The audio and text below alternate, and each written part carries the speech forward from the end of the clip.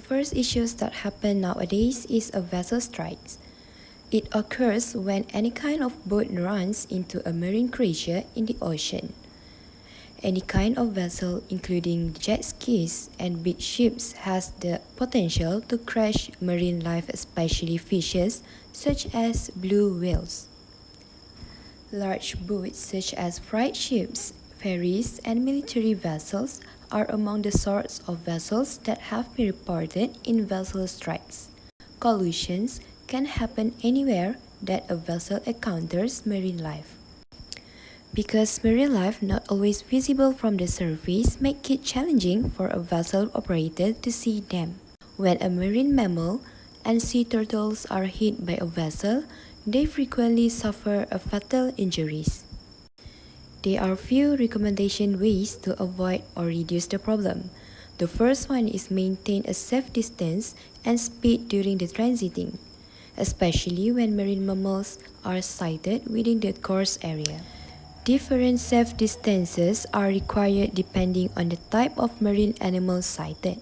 The second one is always assign an individual to keep vigilant watch of any marine species within the area to be better prepared in case the vessel needs to down or change the route.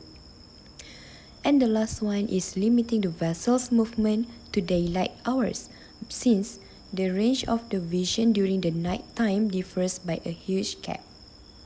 The second issue is ghost fishing gear.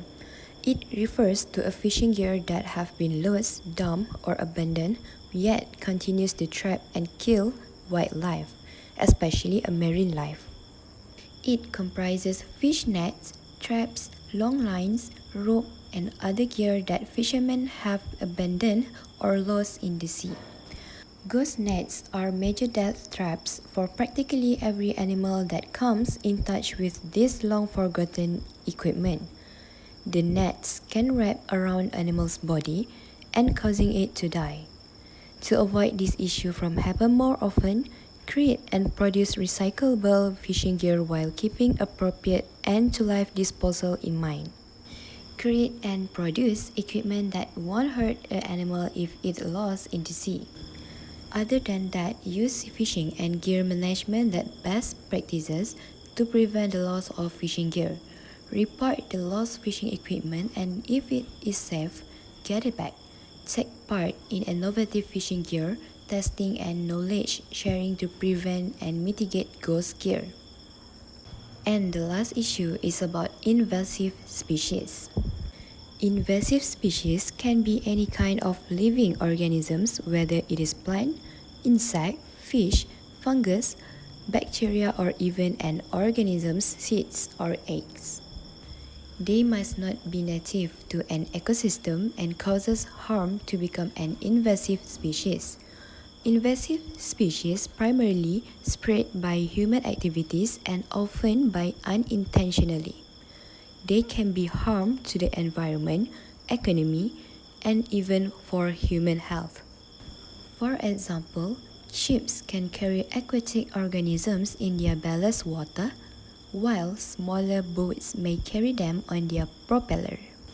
The example of invasive species is lake trout that are native to the Great Lakes, but then it considered to be an invasive species in Yellowstone Lake in Wyoming, because they compete with native cutthroat for habitat. Invasive species are harmful as it capable of causing extinctions of native plants and animals, reducing biodiversity by competing of native and non-native species lead to the altering habitats.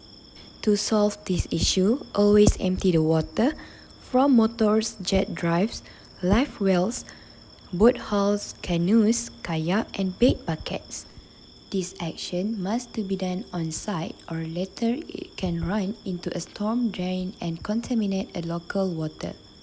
And lastly, always remove any visible plant matters, animals, mud and dirt from the boat, trailer, boots, fishing tackles, water monitoring gear, and all the equipment that has been in the water. To conclude all these issues, we should take a good care of our environment in order to avoid the extinctions of species, especially in marine environment.